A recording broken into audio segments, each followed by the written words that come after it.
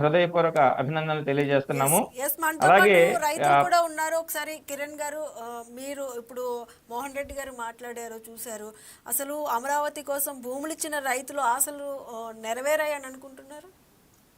ముందుగా యువకెరటం ఛానల్ వీక్షకులకి, నాతో పాటు ప్యానల్లో ఉన్న పెద్దలందరికీ, నాతోటి సోదరిమణులకి, సిస్టర్స్ కూడా నా హృదయపూర్వక నమస్కారాలు తెలియజేస్తూ, ఇవాళ ఆంధ్రప్రదేశ్కి కానీ అమరావతి ప్రాంతానికి కానీ ఒక గొప్ప మంచి రోజు. ఈ ఆంధ్రప్రదేశ్ యొక్క అభివృద్ధికి ఇది పార్లమెంట్లో జరిగినటువంటి ఈ బిల్లు ప్రవేశం, చట్టబద్ధత అనేది ఈ ఆంధ్రప్రదేశ్కే కాకుండా భారతదేశానికి కూడా ఒక దిశానిర్దేశకంగా ఉంటుందని చెప్పి అమరావతి ప్రాంత రైతులుగా మేమందరం భావిస్తూ ఉన్నాం. ఈ సందర్భంగా ఇక్కడ అసెంబ్లీలో మద్దతు తెలియజేసిన జనసేన అధినేత పవన్ కళ్యాణ్ గారికి, అదేవిధంగా భారతీయ జనతా పార్టీకి, అదేవిధంగా పార్లమెంట్లో మద్దతు తెలియజేసినటువంటి కాంగ్రెస్ పార్టీకి, అదేవిధంగా పార్లమెంట్లో వివిధ రాష్ట్రాల నుంచి అనేక మంది ఎంపీలు మద్దతు తెలియజేశారు. అనేక పార్టీలు కూడా మద్దతు తెలియజేశాయి. వారంతా కూడా ఒక దూరదృష్టితో ఒక రాష్ట్రము, ఆ రాష్ట్రానికి ఒక మంచి రాజధాని ఉండాలి, అదేవిధంగా ఆ రాజధాని ఆ ప్రాంత అభివృద్ధితో పాటు, ఆ రాష్ట్ర అభివృద్ధితో పాటు ఈ దేశానికి కూడా ఒక దిశానిర్దేశంగా ఉండాలి అనే ఉద్దేశంతో ఒక దూరదృష్టితో మద్దతు తెలియజేశారు.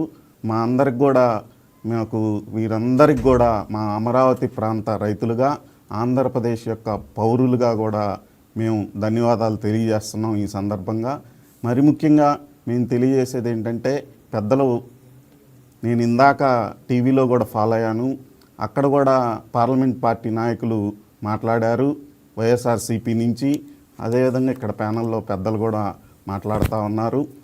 ఏ విధమైన నైతిక హక్కు, రాజధాని ప్రాంత రైతుల గురించి మాట్లాడే నైతిక హక్కు వైఎస్ఆర్సీపీ పార్టీకి లేదని చెప్పి ఈ సందర్భంగా నేను మనవి చేస్తూ ఉన్నా. ఎందుకంటే మాకు 5 సంవత్సరాల కాలంలో వైఎస్ఆర్సీపీ పార్టీ వాళ్ళు ప్రభుత్వంలో ఉన్నప్పుడు, ఇప్పుడు వారు మా సమస్యల గురించి మాట్లాడొద్దని చెప్పి మేము అనట్లేదు.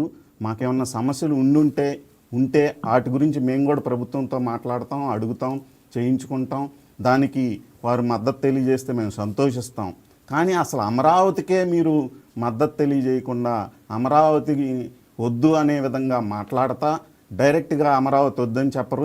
పార్లమెంట్లో కూడా పార్లమెంట్ పార్టీ నాయకులు గారు, మేము అమరావతికి వ్యతిరేకం కాదు, మేము ఏ ప్రాంతానికి వ్యతిరేకం కాదు, కానీ అది కావాలి, ఇది కావాలి, అమరావతి ప్రాంత రైతులకి ఇంతవరకు ప్లాట్లు ఇవ్వలేదు, ఏమీ ఇవ్వలేదు అని చెప్తా ఉన్నారు.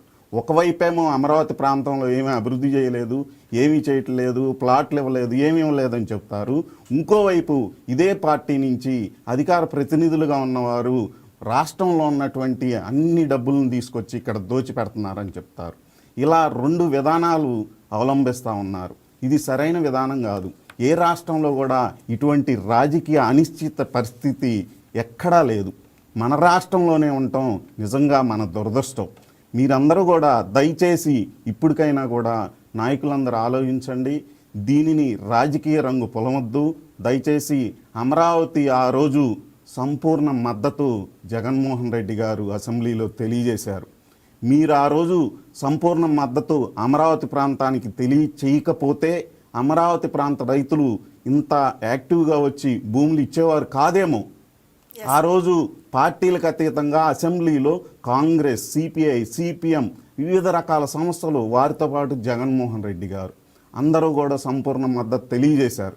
ఇటువంటి మద్దతు తెలియజేసిన తర్వాత ఇన్ని రకాలైనటువంటి విధానాలు అవలంబించడం నిజంగా దురదృష్టకరం.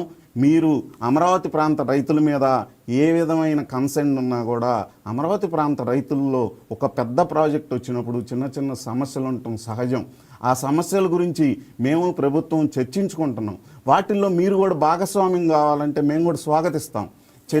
చర్చల ద్వారా పరిష్కరించే వాటికి మేమందరం స్వాగతిస్తాం. కానీ లేనిపోయిన అపోహలు సృష్టించి అమరావతి మీద బురద జల్లాలనే దురదృష్టం, అదేవిధంగా ఇది రాష్ట్రానికి, దేశానికి మంచిది కాదని కూడా ఈ సందర్భంగా అమరావతి ప్రాంత రైతులుగా మేము తెలియజేస్తా ఉన్నాం. మరి ముఖ్యంగా చెప్తున్నాం, మీరు పదే పదే అబద్ధాలు చెప్పొద్దండి దయచేసి. 33,000 ఎకరాలు రైతులు ఇచ్చారు, 20,000 ఎకరాలు ప్రభుత్వం ఉంది, 50,000 ఎకరాలు ఉంది. 50,000 ఎకరాల్లోనే ఇప్పుడు అభివృద్ధి కార్యక్రమాలన్నీ జెట్ స్పీడ్తో జరుగుతున్నాయి. ఇక్కడ సుమారుగా 1,00,000 కోట్ల రూపాయలు ఖర్చు అవుతుంది అనేది 20 సంవత్సరాల్లో 1,00,000 కోట్లు ఖర్చు అవుతుంది. ఈ రోజు అవ్వదు. సెల్ఫ్ సస్టైనబుల్ ప్రాజెక్ట్ ఇది. అంటే సెల్ఫ్ సస్టైనబుల్ ప్రాజెక్ట్ అంటే దీని నుంచి ఏమొస్తుందని ఇప్పుడు అంటారు. ఏది కూడా మేము వ్యవసాయం అండి, మాకు అన్ని విషయాలు తెలుసు. మనం పెట్టుబడి పెట్టాలి, పంట పండించాలి, పండించిన తర్వాత ఆ పంట మనం తీసుకుంటాం. అంతేగాని ఇప్పటికిప్పుడు రాదు సార్. దయచేసి అది కూడా మాకు తెలుసు. మీరు దూరంగా ఉన్న వాళ్ళకి, తెలియని వాళ్ళకి, ఎక్కడో ఉండి వీక్షకులకి మాత్రం ఇలాంటి దురుద్దేశాలు, ఇలాంటి లేనిపోని అపోహలు సృష్టించి కల్పించి చెప్పొద్దని ఈ సందర్భంగా మరి చేతులెత్తి నమస్కారం చేసి వైఎస్ఆర్సీపీ పార్టీ నాయకులందరికి కూడా మనవి చేస్తా ఉన్నాం సార్ ఈ సందర్భంగా. ఎస్ ప్రియాంక గారు, ఈ రాజధాని మార్పులు అనేవి అంటే